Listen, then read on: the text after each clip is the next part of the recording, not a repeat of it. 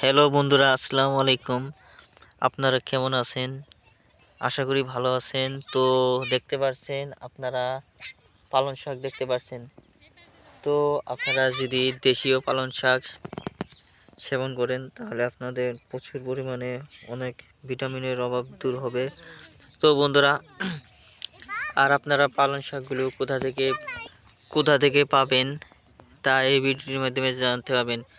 তো প্রিয় বন্ধুরা, আজকে আমরা গ্রামগঞ্জের কৃষকদের জমিতে এসেছি। তো তারা কিভাবে জমিতে পালং শাক চাষাবাদ করে তা এই ভিডিওটির মাধ্যমে আপনারা জানতে পারবেন। তো সর্বপ্রথম তারা তাদের জমির মাটিকে চাষ করে মাটিগুলো জোর করে নেয়, এবং কি মাটি যদি শুকনো থাকে তারপর পানি দিয়ে ভিজিয়ে নেয়। তারপর তারা মাটিতে বিভিন্ন ধরনের সার প্রয়োগ করে, ভিটামিনযুক্ত সার এবং কি আরও বিভিন্ন ধরনের জৈব সার তারা প্রয়োগ করে।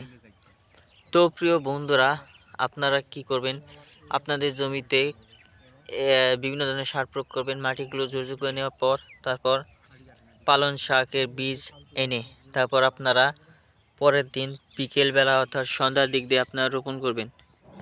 তারপর দেখতে পারবেন আপনাদের জমিতে এরকম পালং শাকের ফলন হবে।